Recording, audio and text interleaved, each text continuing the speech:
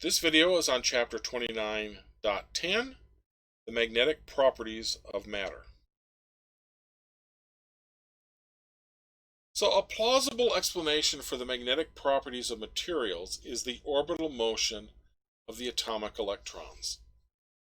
So remember, we have a nucleus and we have an electron or electrons that are in orbit around that nucleus in some fashion.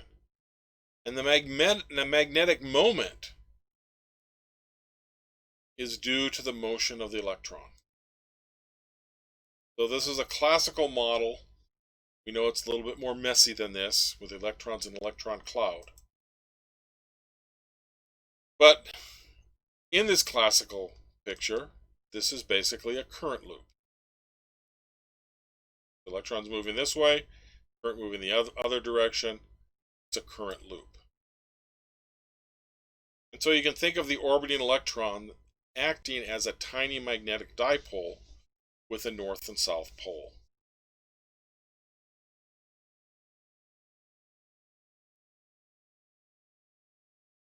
An electron's inherent magnetic moment is often called the electron spin, because in a classical picture, a spinning ball of charge would have a magnetic moment.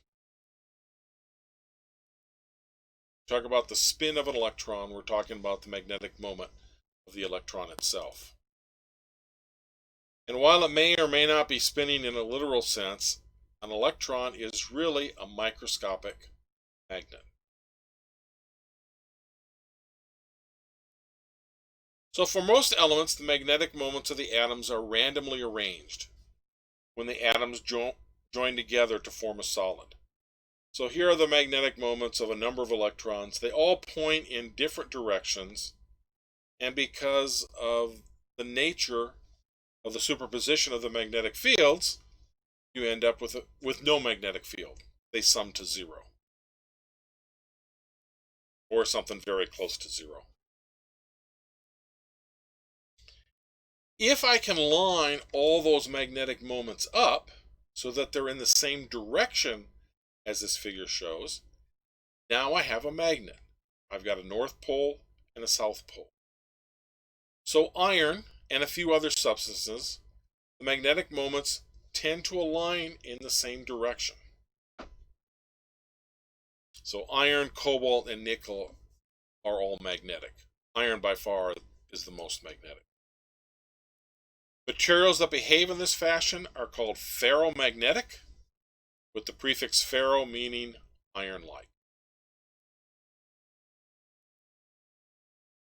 So a typical piece of iron is divided into small regions, typically less than 100 microns in size, and these are called magnetic domains.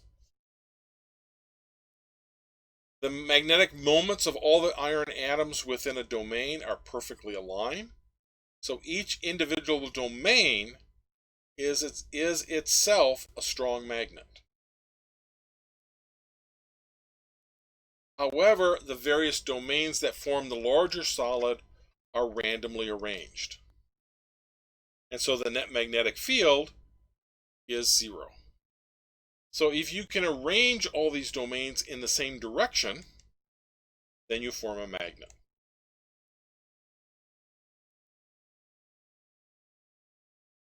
So the induced magnetic dipole always has an opposite pole facing the solenoid here.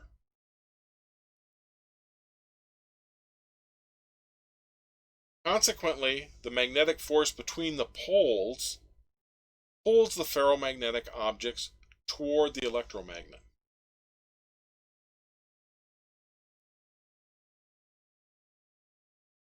So now we can explain how a magnet attracts and picks up ferromagnetic objects. 1. The electrons are microscopic magnets due to their spin. 2. A ferromagnetic material in which the spins are aligned is organized into magnetic domains. The individual domains align with an external magnetic field to produce an induced magnetic dipole moment for the entire object. An object's magnetic dipole may not return to zero when the external field is removed, because some domains remain quote-unquote frozen in the alignment they had in the external field.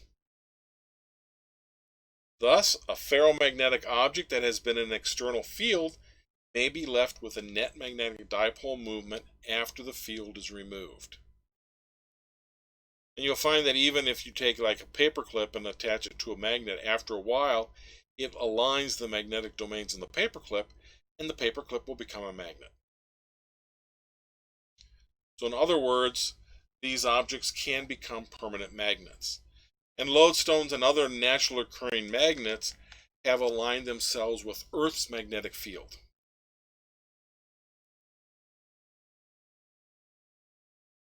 And this concludes chapter 2910, Magnetic Properties of Matter.